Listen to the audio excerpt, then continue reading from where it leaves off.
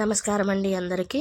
ఈరోజు వీడియో అసలు కల్కి ఎవరు, కల్కి అవతారం ఎప్పుడు వస్తుంది, కల్కి అవతారానికి ముందు జరిగేది ఏమిటి, ఈ వీడియోలో మనం తెలుసుకుందాం. కల్కి అవతారం ఎప్పుడు వస్తుంది? కృతయుగం నుండి ఇప్పటి వరకు శ్రీ మహావిష్ణువు 9 అవతారాలు ఎత్తడం జరిగింది. వేదాలు, మహాభారతం, పురాణాలను అందించిన వ్యాసమహర్షి కల్కి అవతారం ఎప్పుడు వస్తుంది, దాని ముందు జరిగే పరిణామాలు ఏమిటి అన్న విషయాలు సవివరంగా చెప్పారు. కల్కి అవతారం ఎప్పుడు వస్తుందనే విషయాన్ని తెలుసుకోవాలంటే ముందుగా యుగాల గురించి తెలుసుకోవాలి. వేదాలను అనుసరించి యుగాలు 4. అందులో మొదటిది సత్యయుగం. దీనిని కృతయుగం అని కూడా అంటారు. ఈ యుగంలో ధర్మం 4 పాదాల మీద నడిచింది. ప్రజలు ఎలాంటి బాధలు లేకుండా సుఖ సంతోషాలతో గడిపారు. రెండవది త్రేతాయుగం. ఈ యుగంలో భగవంతుడు శ్రీరామచంద్రుడిగా అవతరించి రావణ సంహారం చేసి ధర్మస్థాపన చేశాడు.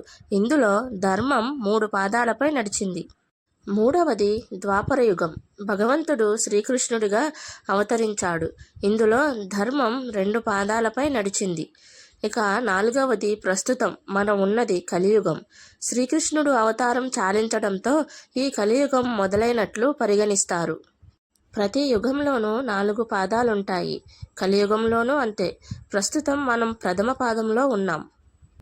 మన నిత్య పూజా విధానంలో వచ్చే సంకల్పంలోనూ కలియుగ ప్రథమ పాదే అని స్పష్టంగా చెప్పారు. కల్కి రూపంలో భగవంతుడు అవతరించి దుష్ట శిక్షణ, శిష్ట రక్షణ చేసి తిరిగి సత్యయుగ స్థాపనకు మార్గం సుగమం చేస్తారని వ్యాసమహర్షి చెప్పినట్లు మన గ్రంథాలు చెబుతున్నాయి. కల్కి ఎవరు? కల్కి అవతారానికి ముందు జరిగేది ఇదే. దశావతారాల్లో చివరిది కల్కి అవతారం. సంవత్సరాలు గడిచే కొద్దీ స్వాహాకారం, వషట్కారము వినబడవు. అంటే యజ్ఞము, యాగము అన్న క్రతువులు ఉండవు. గోవధ పెరిగిపోయి మాంసం తినడం నిత్యకృత్యంగా మారుతుంది. వివాహ వ్యవస్థ నెమ్మదిగా కూలిపోవడం మొదలవుతుంది. తల్లిదండ్రులపై గౌరవం తగ్గిపోతుంది. వాళ్ళను చూసే బాధ్యతలను పిల్లలు వదిలేస్తారు. భర్తను గౌరవించే భార్య, భార్యలను ప్రేమగా చూసుకునే భర్తలు ఉండరు. పురుషులు ఆయుర్దాయం 10-18 సంవత్సరాలకే పూర్తయిపోతుంది. కామ, క్రోధ, లోభ, మోహ, మదమాత్సర్యాలతో మనుషులు జీవనం సాగిస్తూ ఉంటారు. మానవుడు వినియోగించే ప్రతి వస్తువు కల్తీ అయిపోతుంది. వసంతకాలంలో అకాల వర్షాల వల్ల చెట్లు, పువ్వులు, పండ్లు తగ్గిపోతాయి.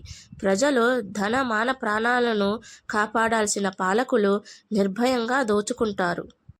ప్రజలను భయపెట్టి పాలకులు బతుకుతారు.